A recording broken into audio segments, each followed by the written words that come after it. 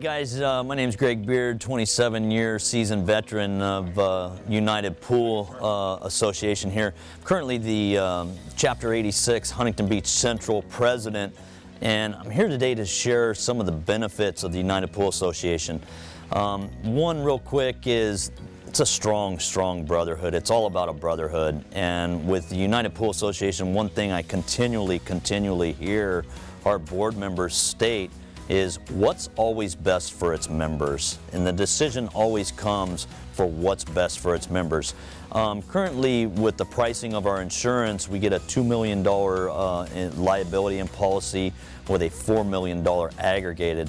Since then, our broker has gone backwards and chiseled our prices down rather than made them go up. So, and that's huge. That's a major benefit of being United Pool Association. The other benefit of United Pool Association is we are networking together to always try to take the younger guys under our wing, educate them, and make sure that they're making the best decisions, making sure that they're making the best money that they possibly can, and at the same time keeping our claims down. Now, what does that do for the United Pool Association? Well, that's where our broker just came in and just went and chiseled on our insurance company and got us another thing. He's now going to start giving us dividends back as if our claims stay down.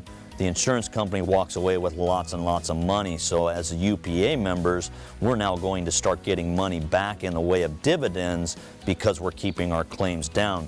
The other benefits is we just shot a video earlier today of how to install an iAqualink 2.0 conversion, and with these mentoring videos of teaching guys how to do things, and they're not mandated to do it, they can go and watch a YouTube video on how to do this process online on our website. This is another way that we're mentoring people and keeping a much tighter group, smaller group of guys, keeping our insurance down, keeping our claims down. We all win. And if you look at this pool in the background, just an absolute beautiful pool. This allows you to sleep at night knowing you don't have to hide in the shadows doing work. Hello, my name is Sean Reardon. I'm the insurance broker for the United Pool Association. I wanted to take a moment to explain the insurance program the United Pool Association has in place, specifically the general liability policy. Now, general liability policy fundamentally provides protection to our members against third-party claims for bodily injury or property damage. Now, there's two components to the insurance policy that are very important to mention, or duties that the insurance company owes to our members. The first one is a very broad duty to defend. Now, the insurance company steps into our members' shoes and defends them in the event of a cause of action or complaint that they might receive. Translation, our members do not have to hire an attorney, they do not have to go through any of that process. Insurance company takes that on. The second duty is a key one as well, and that is the duty to indemnify, or essentially make whole. And what's going to happen is if ever we get to that point where there's a judgment or settlement down the road, the insurance company will take care of that on behalf of our member. So those two pieces are critical. Pool technicians are in a very unique industry. You have exposures that do not exist to a lot of other businesses. And one thing that you need to be very cognizant of is that there are off-the-shelf policies that are not geared to what you do. The United Pool Association has taken many steps to ensure that we are protecting the vulnerabilities you have as a business and the specific exposures you face. Another coverage that is often an issue for pool technicians is the liability they face from pollution. Most general liability policies exclude pollution in its entirety, and a lot of what you do is involving chemicals. We've gone through efforts to protect you in the event that you run into a situation like that. These specific coverages are key, and you need to make sure that you have those available. Some insurance policies are extremely complicated, and I hope this video of clarifications has helped remove some confusion regarding the United Pool Association's program. Thank you so much for listening. My name is Sean Reardon. If you have any questions, please feel free to contact me anytime.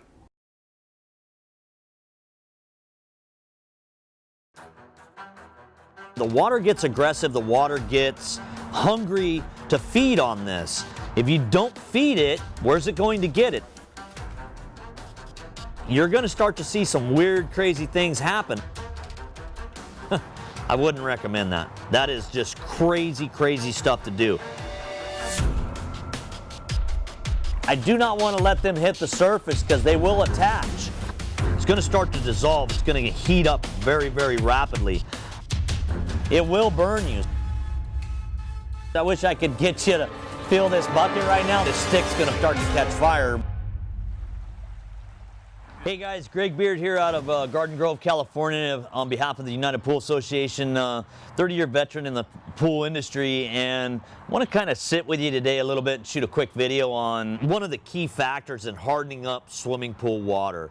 In a swimming pool, we got to have hard water because we're dealing with cement products, and if you don't have enough of this calcium flake in your water, the water gets aggressive, the water gets hungry, and you're going to start to see some weird, crazy things happen. I find that by bringing the calcium level up, it's going to stabilize my water to where I don't get as much teeter-tottering on my pH and my alkalinity. So I'm going to dip into the water here, guys. We're going to go run through a quick test.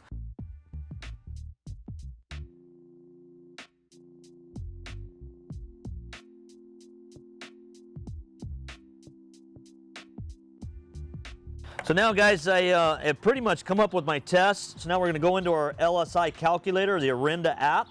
Right now, with a 76-degree temperature, 0.05 chlorine, 7.4 pH, calcium at 230, a 160 alkalinity, 0 stabilizers, 0 TDS or salt, 200 phosphates. Guys, I am in the green at 0.7. This pool is 100% Langier saturation, LSI, safe.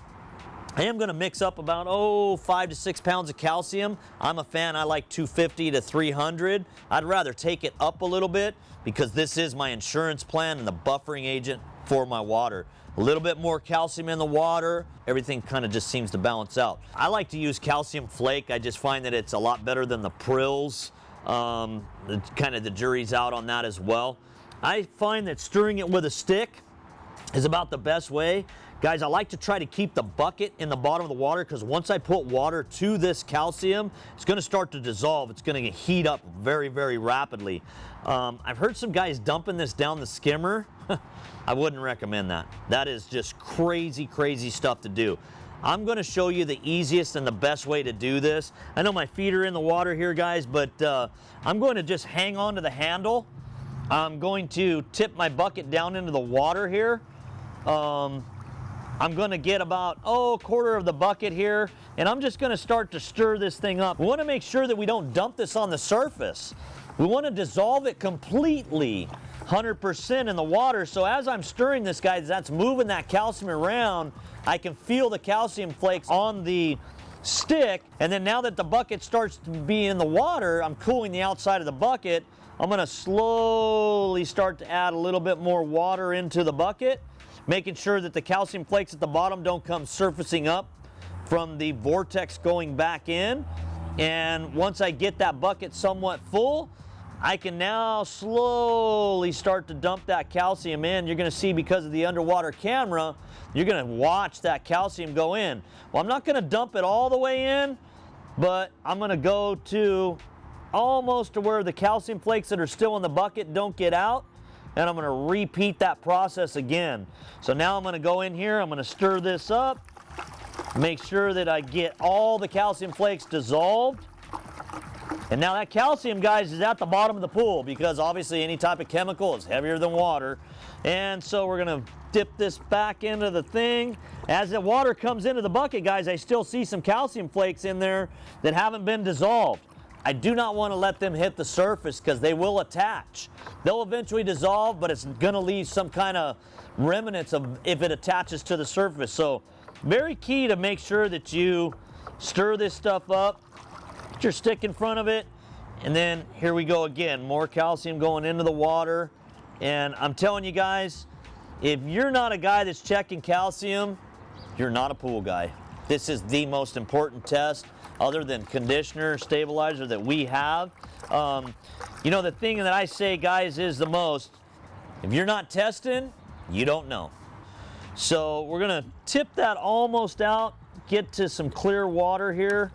I'm gonna put a little bit more water in there so that I make sure. And yeah, guys, that is the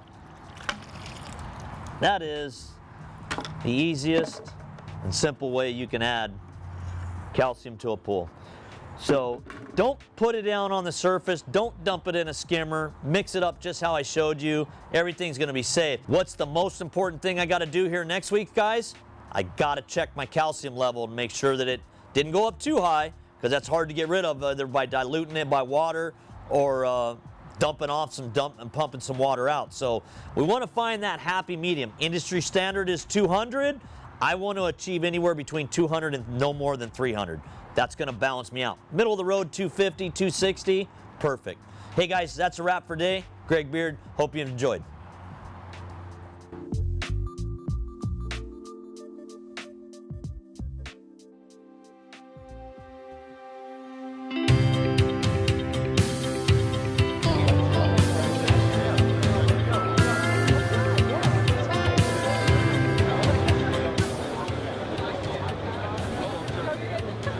So give me your name and you know what chapter you're with. Paul Wright, UPA 86. Cool. So what are the benefits that you get out of UPA? I get much more insurance than the other guys. I get much more freedom to do what I want. I love UPA. It's the best switch I've ever made. I was with IPSO for 23 years. Switched to UPA. I wish I would have switched 23 years ago.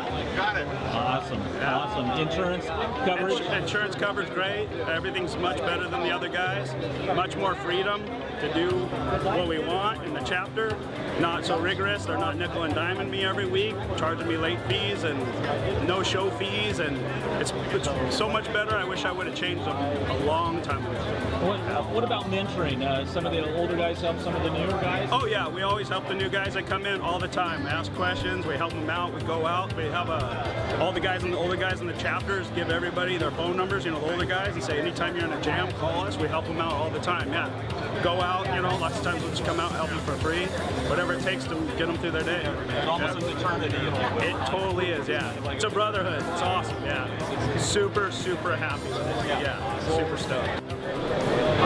Perfect. So give me your name and your chapter and where you're from. My name is Geronimo. I'm in Chapter 74 in San Fernando. Perfect. And then what are the benefits of UPA that how does it help you out? I've been there forever. I never had used it, but I like to be covered with all the benefits that it says there. And you've got some good members up there that are pretty good members? Yeah, we all get along and we have lots of information. So the older guys kind of help the new guys out, and the new guys kind of, you know, it helps them a lot. That's what I like about the meetings. Yeah. We meet there every month. Wow. Fabulous. Thank you. Appreciate it.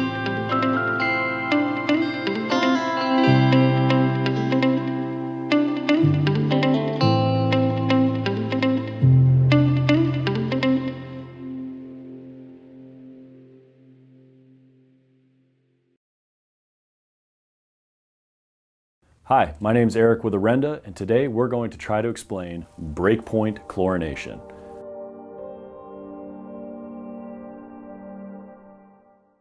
Now this is pretty complicated chemistry when we talk about chlorination and all of the things that it does, and I'm going to try to simplify it as much as possible. Just remember that the whole reason we have a sanitizer like chlorine in the pool is to be a sanitizer. Unfortunately, chlorine is obligated with another purpose, which we're about to see in this chart, and that is removing what's called the oxidant demand. And that's all of the non-living organic contamination, and as we'll see, disinfection byproducts. This chart here on the x-axis is the chlorine dose. The further along we get on this axis, the more chlorine you have poured into the pool. On the y-axis, we're talking about the chlorine residual, and this is actually what matters because you need a residual in your pool for sanitation. So let's get right into it. When you put chlorine in a pool, the very first thing it does is it reacts with metals, primarily iron and manganese. It oxidizes these metals, and it actually has really no effect on the chlorine residual at that point until you get past those metals. That's right around here. But as you add more chlorine, you're going to build a little bit of a residual. And this is a good thing, because now you're actually starting to burn up that oxidant demand, like bather waste, for example. But the thing about this is you're reacting with things like ammonia and nitrogen in the water, and it's trying to oxidize that, and you're creating what's called disinfection byproducts. otherwise known as chloramines. And the more chlorine you throw at those byproducts, the more they progress from monochloramines to dichloramines to trichloramines, which eventually go airborne. And personally, me as a swimmer who got asthma from trichloramines, they're nasty. So chlorine recognizes that these are volatile organic compounds, these chloramines, and it starts to combat it. And therefore, the disinfection level goes down. Because believe it or not, chloramines actually do carry some disinfection power, which is why cities will put chloramines in their drinking water, for example. But you want them out of your water. This point is known as the break point. Sanitation doesn't start until this point, okay? From then on, you build a free chlorine residual. We call this free available chlorine, otherwise known as FAC. This is your sanitizer, and it doesn't start until here. So if you haven't beaten the oxidant demand, you don't have a sanitizer and your pool is unsafe to swim in. Now, if we were to expand upon this level, this is called combined chlorine, also known as CC. Combined chlorine is basically all the used up oxidant chloramines combined with your free available chlorine. If you add these together, you get your total available chlorine. That's from here to here. So as these numbers go up, you get a bunch of chlorine readings. You can calculate your combined chlorine simply by subtracting free chlorine from total chlorine. But we're getting into the weeds. The point is, you don't start sanitizing until you reach breakpoint. So let's talk about that. Let's say you have a really heavily loaded pool. A lot of kids with sunscreen in it, a lot of people peeing in the pool, for example. You may not hit it normally. It may take a lot longer. What happens if your curve looks more like this? And it's drawn out. And you keep adding more and more chlorine to try to reach that breakpoint and you just can't hit it. Most operators would say, that's when you shock. Well, we call that superchlorination or hyperchlorination. And you have to take this number, combined chlorine, times 10, and you have to leave it in there for several hours. That's a lot of chlorine. So what you're effectively doing is you're throwing a whole lot more chlorine at the problem when you already know that chlorine's not effective against the problem to begin with. And yeah, you'll probably get there, but was it the best way to do it? That's for you to decide. And by the way, don't forget about cyanuric acid. There's a 7.5 reduction factor in cyanuric acid. So if you have CYA levels at 100 parts per million, you have 0 chlorine until you have 7.5 parts. Let's start there. You have to have 7.5 parts per million and you're there. Then you have to go through all of this before you get to breakpoint. You can see how this gets out of hand quick. Ultimately, what we at Orenda want to do is we want to help you get to breakpoint sooner. We have an enzyme that will address this oxidant demand. And ultimately what we want is we want this curve to look more like this. So you hit breakpoint sooner because the sooner you get to breakpoint, the less chlorine you're going to need and the cleaner your pool is going to be. If you have more questions, visit us on our website, orendatech.com, or contact us directly. We're happy to speak with you. Thanks so much.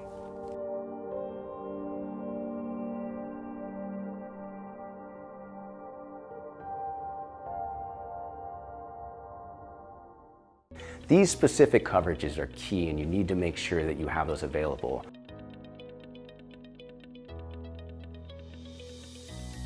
Hello, my name is Sean Reardon. I'm the insurance broker for the United Pool Association. There have been questions that have come up regarding the United Pool Association's insurance policy, 4 specific ones that I wanted to address. The first one is the limits of insurance. The limits of insurance are really what govern the insurance policy, what you're afforded. The United Pool Association provides a very broad $2 million per occurrence, $4 million in the aggregate. Now, the key point to mention is that these are per member limits. So regardless of the amount of members the United Pool Association has, each of those members is afforded their own individual limits. I know there are other programs out there where that might not be the case, but we've gone through lengths to make sure that our individual members are protected. Secondly, a question that comes up is regarding what happens in the event of a carbon monoxide claim or potentially a property damage claim due to chemicals being added to a pool. Now, the way the United Pool Association has addressed this is we have modified and removed portions of the pollution exclusion. So what this does and translates to is ensuring that our members are covered for those incidents. Buyers of insurance policies need to be very aware when they buy stuff off the shelf that are not geared to the pool industry. They could be severely exposed in those areas. We've gone through lengths to make sure that doesn't happen. Another question that often comes up has to do with contractors' licenses and whether or not those are required in order for an insurance company to pay out a claim. There is no clause in our insurance policy that restricts coverage to only members who have their contractor's license. Now that being said, the United Pool Association has gone through lengths to provide contractor's license kits to our members. For simply $125 in a little study time, you can obtain your C61D35 license. And again, this allows you to sleep at night knowing you don't have to hide in the shadows doing work. So as far as insurance is concerned, there is no coverage restriction for that in the United Pool Association's policy. Some insurance policies are extremely complicated, and I hope this video of clarifications has helped remove some confusion regarding the United Pool Association's program. Thank you so much for listening. My name is Sean Reardon. If you have any questions, please feel free to contact me anytime.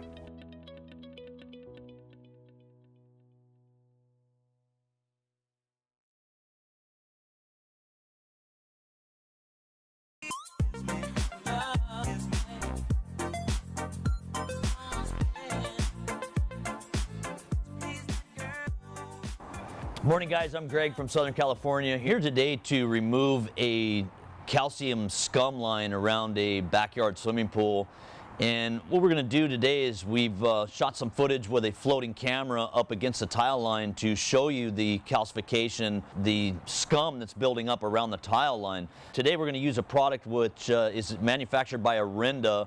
It's the best that I've been able to find, and it's stain and scale metal inhibitor that feeds on carbonation. There's directions on the back here. I've added about 2.5 quarts to this backyard pool, 15,000 gallon pool. We're gonna lift that water level up, leave it there for about 2 weeks, and then we can drop it back down. What it's gonna do is coagulate all this stuff off and loosen it up and put it into suspension in the water where the filter can filter it out.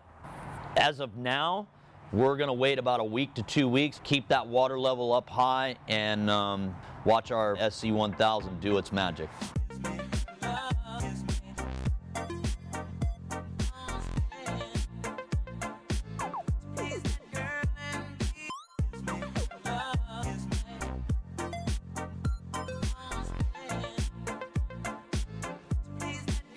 Now that we've got our tile back to looking beautiful, the water line's all cleaned up, scum is all gone, we dipped in, checked our chemistry levels, make sure our calcium, our pH, and our chlorine levels are all within standards. So now we're going to just continue this pool on a maintenance dosage of SC1000, about 1 ounce to 1.5 ounces a month. With that said, I'm going to also dump this pool with a little bit of CE clarifier, which is going to polish off my water, and it's got a natural enzyme in it that's going to help my chlorine levels work. Main thing that I got to stress to you guys is good water quality eliminates a lot of problems. We got people swimming in the pool, we got animals that drink out of these pools. We really want to make sure we got good water quality for whatever life form is going to be entertaining at our pool.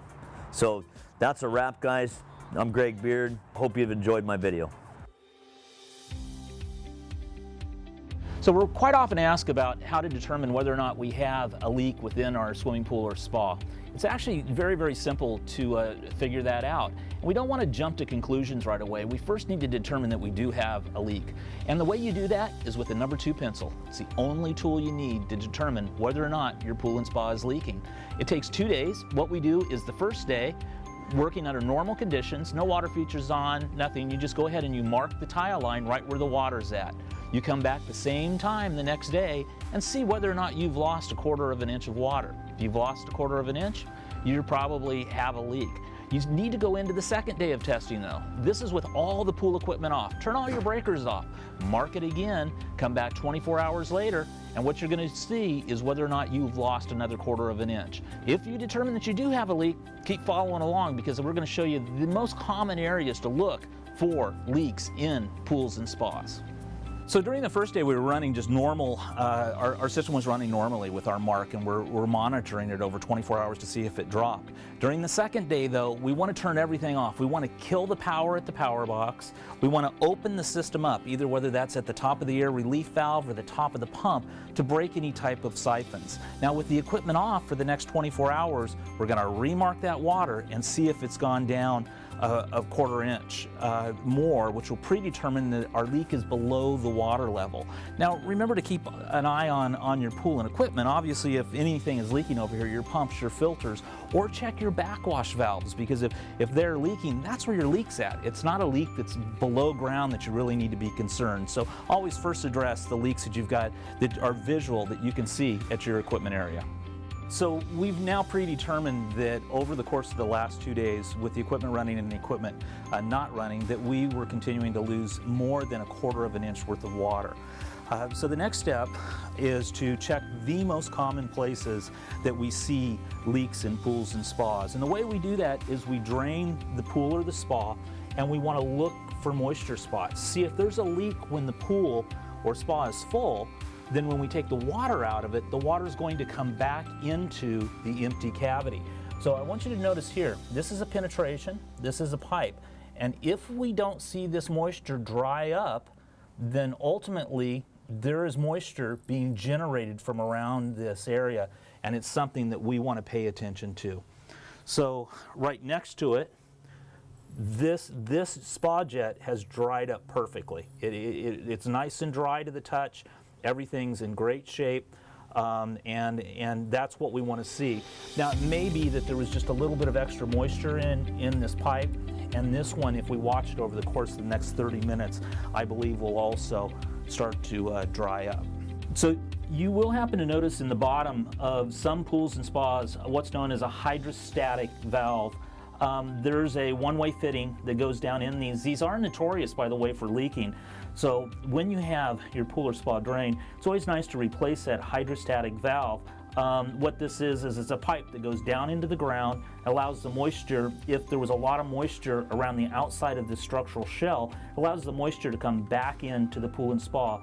Thus the pool or spa won't float out of the ground. We can see here that it's waterproofed fairly well. Looks like it's nice and clean, but since we have it open, we're going to go ahead and replace that hydrostatic valve. So one of the areas that's really come to my attention is the area around the skimmer. Now skimmers are typically a plastic, and they're butted up to the swimming pool plaster and the tile. So what we want to do is we really want to inspect these areas down in around where the plastic meets either the plaster or the tile. Up in here where the grout is, there is a bit of a crack. I can get the dental pick to go in just a little bit, but where it's really evident is where there's been some chemical damage in the bottom of this plaster, and I can get the dental pick to penetrate all the way down in past the plaster towards the shell. And that's an area that you're really going to see water leak quite a bit. So one of the best fixes for this is to probably dig that out, seal it back up with some hydraulic cement, or redo that joint, and then of course stop using tablet chlorine in the skimmer. So basically, in conclusion, what we've done today is we've taken all of the water out of this body of water that we've determined was leaking, and we've checked all of the penetrations to the shell. Most of the time when pools and spas are built, they're under pressure during the construction process. So this is the most common places that you're going to find a leak. And of course you can jump right to that conclusion and have someone come in and take a look. Or you can follow the simple steps today where we found actually that this skimmer is leaking in this specific shell. So I hope you enjoyed the video. Please like it if you like it, or leave comments down below, and we'd be happy to get back to you. Again, these are just the most common places that leaks occur in pools and spas.